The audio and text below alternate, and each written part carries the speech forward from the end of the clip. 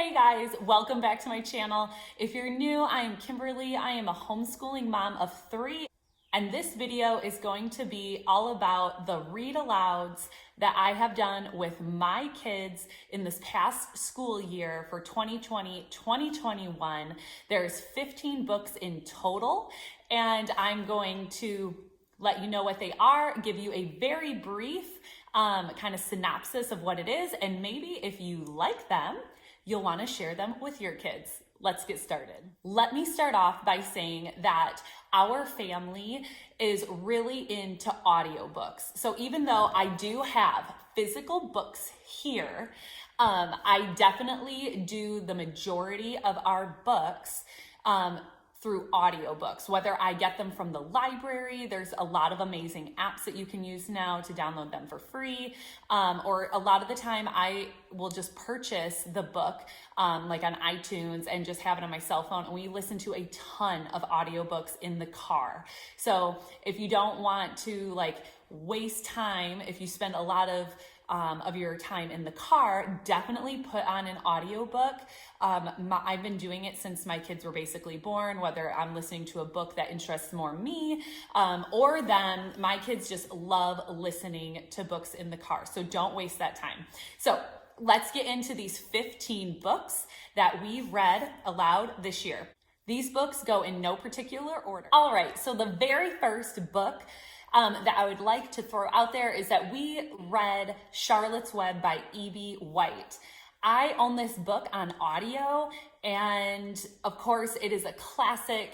Everyone knows this book about Wilbur the pig and Fern and that whole thing. There is amazing movie renditions of this book as well. So I and my kids, we've listened to this one actually several times over, probably once every single year for the last 3 years. It's just a classic. It's a great, easy listen. And whether you are reading it in, like an actual physical book or you're doing an audio, Charlotte's Web is always great. Next, I would like to tell you about the Clementine series.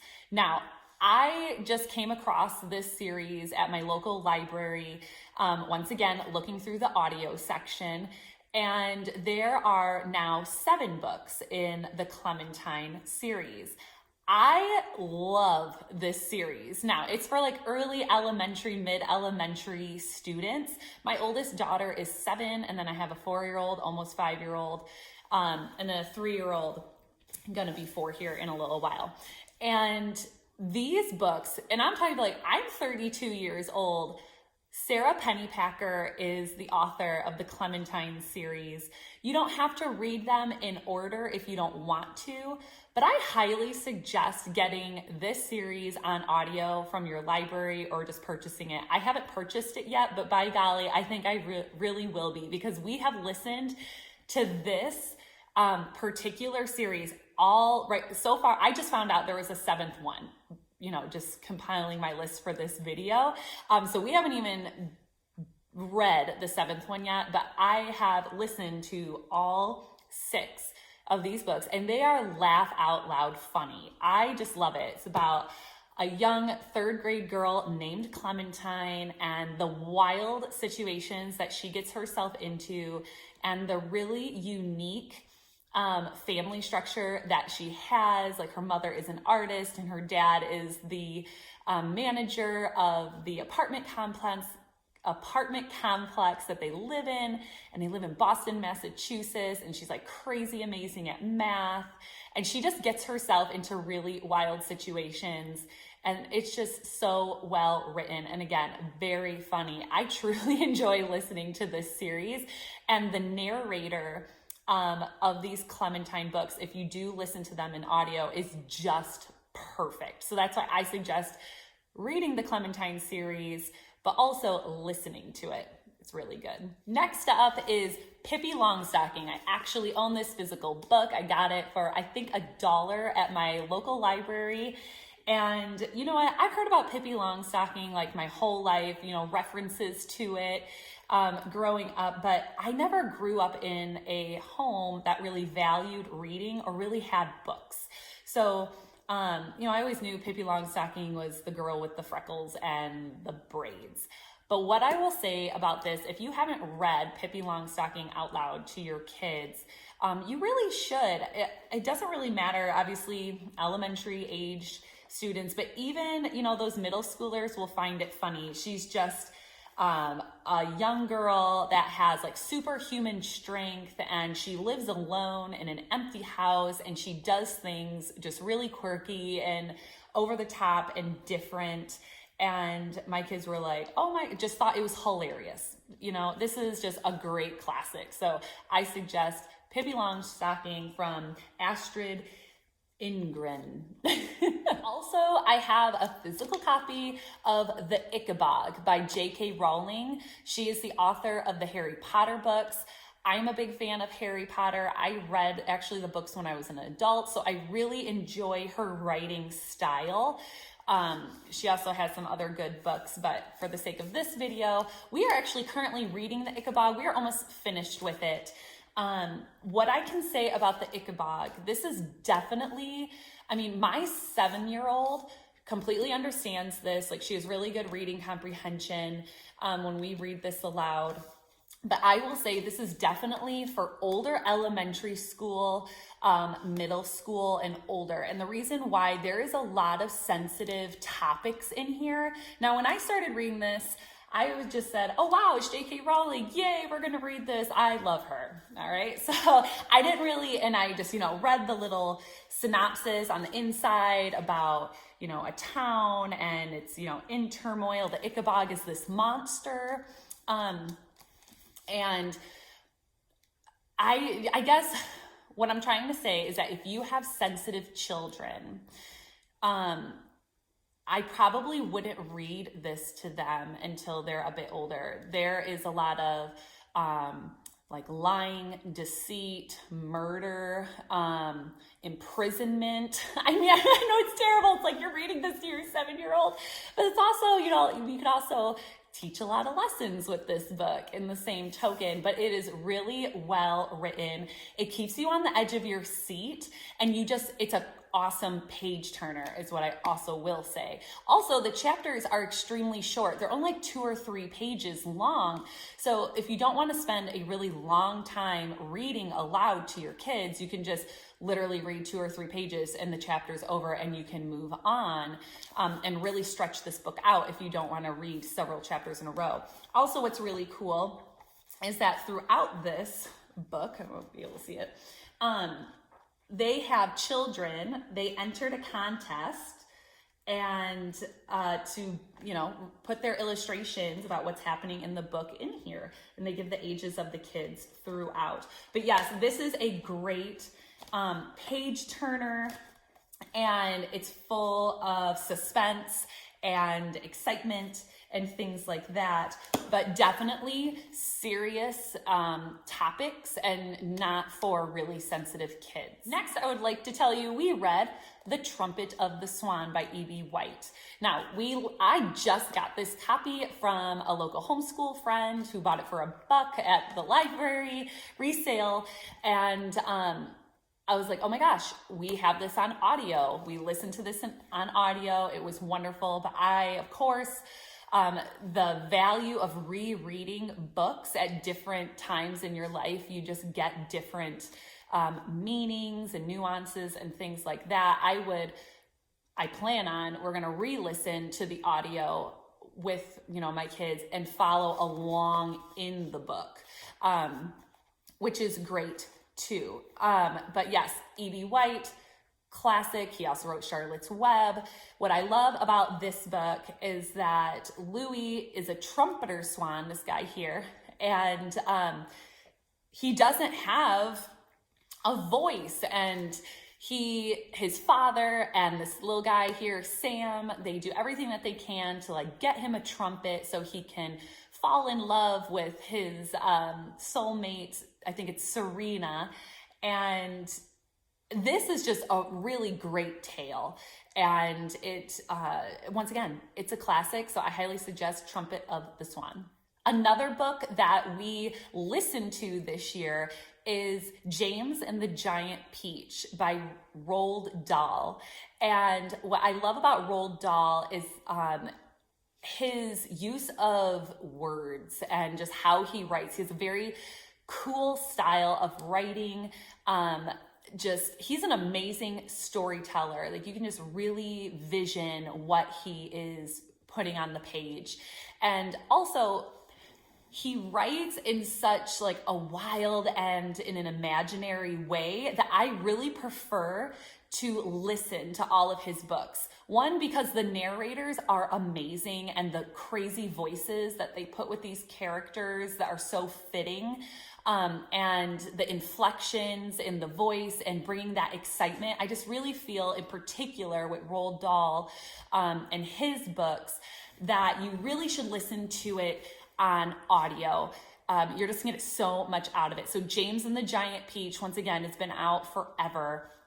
And it's about a little boy who gets magic seeds. He's like an orphan and he lives with two really mean aunts.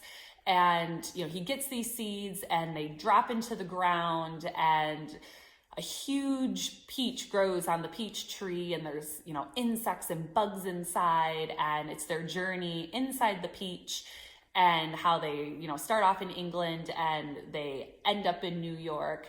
And the characters are just amazing. Once again, full of action.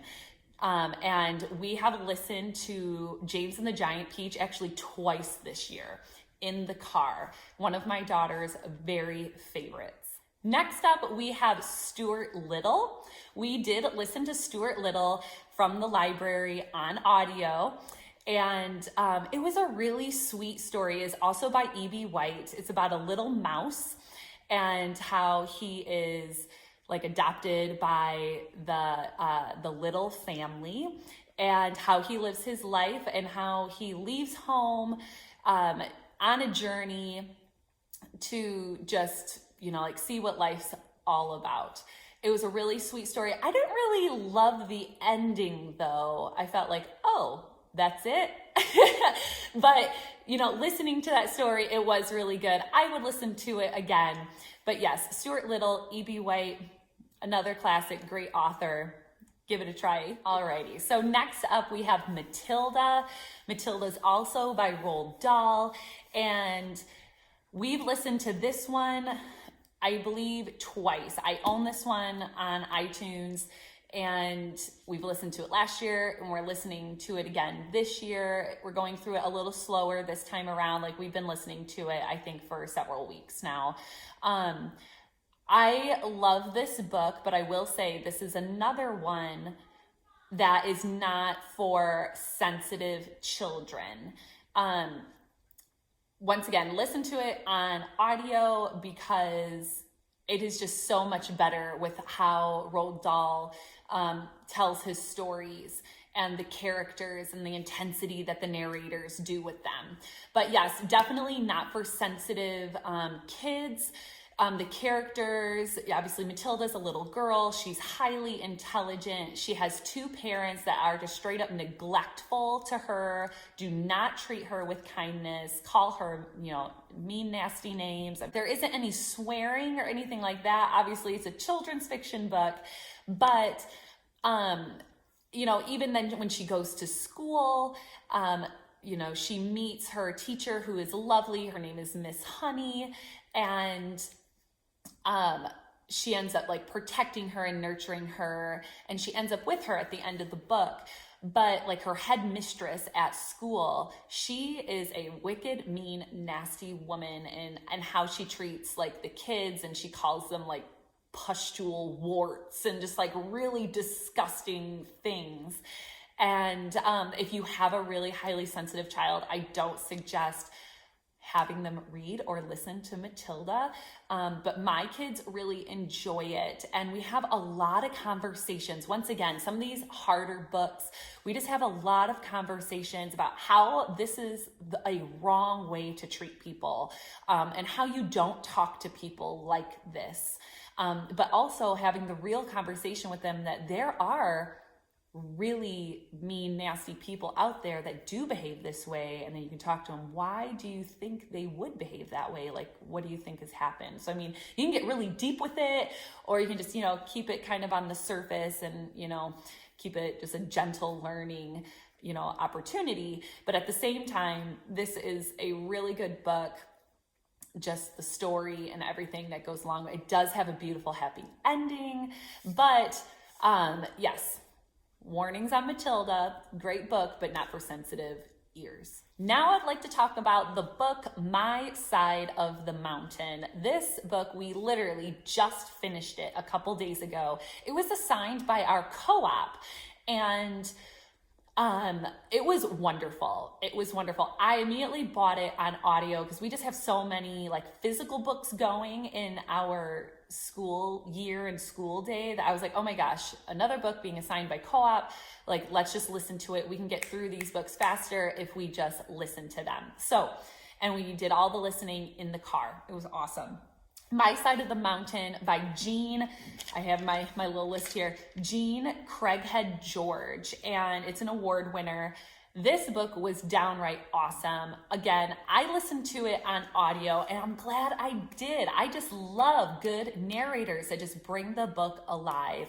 And it's about a young boy named Sam Gribley, and he heard his dad always, they live in New York City, and he has like 8 siblings. There's like 11 of them in this small apartment building, and he just needed a change, and he was like, I'm gonna run away from home. But his parents helped him do it. And, his dad was always talking about how the Gribleys always owned this farm out in the Catskills Mountains or whatever. And Sam did. He packed up a bag and he left, and he lived in the woods for over a year. And it's all about his experience of surviving and living in the woods. And it is just fabulous. Doesn't matter if you got a boy, you got a girl, if they are younger elementary, all the way up to middle school or even older, up into high school. This is just a great listen, all ages. My Side of the Mountain, 2 thumbs up. All right, next up, I have The Prairie Thief. I do physically own this book. I read this because we do Brave Writer, and this was one of the assigned books. This was a very good book, but by Melissa Wiley. And I will say, I actually might buy this on audio, and part of it is this book, the era that it takes place in, I would say is the early 1800s. It's the pioneer days. And it is really well written. It is a page turner. And this is great for early elementary, middle elementary. But the characters in them, and Melissa Wiley, she wrote it in a very specific, how they speak, the turn of their phrases, ma, and sometimes it's just a little hard to read, to get that character to sound just right. I know I'm not explaining myself too well there. I found it at times kind of difficult to read, to really try to bring the characters to life, but this is a beautiful story about Louisa Brody. That is this lovely little girl here, and she lives with her pa, out in the open West, and he has been accused of thievery and is locked in jail, and he is an honest man, and she's doing everything she can to prove his innocence, and she has to go live with her neighbors, the Smirches, and the Mrs. Smirch is the mean, nasty lady, and her niece, that's this little girl down here named Jessamine. They become close friends, and then they find out a secret that they've been hiding. This is a really cute book. I would check it out. Now I'm going to talk about the book Where the Mountain Meets the Moon by Grace Lynn. And this book was awesome. I just happened to come across it at the library, looking at the audiobooks. And I know there's more in the series, and I plan on checking it out here really, really soon. Where Mountain Meets Moon is a very long book, I will say. Like, listening to it, it was really long, but it was absolutely amazing. About a young girl who lives with her family. They are super duper poor, and her family like picks rice and things like that. And she wants to do everything in her power to change her family's fortune. And her father is an amazing storyteller that keeps hope alive in her, and just tells her all these fantastic stories and these things, and she believes these stories. But her mother is just so worn down, and just is like, stop telling stories, none of this stuff is going to come true, it's not real, you know, all these things. But their daughter, it's been a few months since we've listened to this one. I think her name is Ming. But Ming, you know, she's like, I just have to change our fortune. You know, they're just so poor that she ends up packing a bag and off she goes. She runs away from home to go change her fortune. And it's all about all of the things that she encounters. And it is absolutely amazing. So this is Where the Mountain Meets the Moon, and I highly suggest it. Now, I would suggest it for maybe middle elementary, upper elementary, middle school. My daughter, who's 7, definitely understood it, but it was just a very long book. So I would suggest it for maybe, you know, 9, 10, 11. Now we're going to talk about The Secret Garden. The Secret Garden is a huge favorite in my house. I just happened to find this particular copy of The Secret Garden in the Target $1, $3, and $5 section like a year ago. I believe this is an abridged version. But my kids have listened to The Secret Garden 3 times in the last 2 years, and we've actually listened to it on LibriVox. LibriVox is a free app you can put on your phone, and it is all books that are in the public domain. Now, anyone can be a narrator for LibriVox, so there are like several versions of The Secret Garden on there, and you have to find the right narrator. If I can, I will link the specific LibriVox version of The Secret Garden that we listen to, because it has different people for every character and a lot of different accents that are appropriate to the characters in this book. But yeah, The Secret Garden from Frances Hodgson Burnett. And this is truly a classic. Yeah, right in the back. Mary Lennox is a sickly orphan, finds herself in her uncle's gloomy, secretive manor house. Why is there so many rooms locked? Why is one of the gardens locked? And what is that crying she hears at night, which is her cousin Colin? Through the power of hope, friendship, and magic of nature, Mary brings the house and a long-lost garden back to life. Very sweet book. All right, we only have 3 more books left. The next one is The Tale of Despero. This was also assigned by my daughter's co-op, and we listened to it on audio. This was a very good book, but I will say why I'm glad we did it on audio is that they have some character names that I know I would totally mess up if I was looking at it on paper. But it's all about the mouse named Despero. He falls in love with the Princess P, and the mouse community, like, you know, you can't fall in love with a human, and, you know, he's a traitor, and they banish him off to the dungeons with the rats. And it's all about like this redemption story and, you know, saving the Princess P.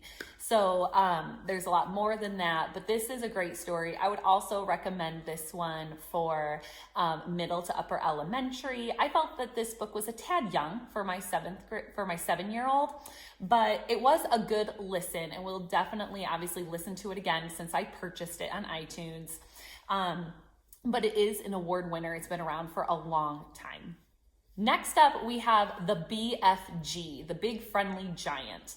This book, we have listened to it twice. from the library. It's from Roald Dahl again.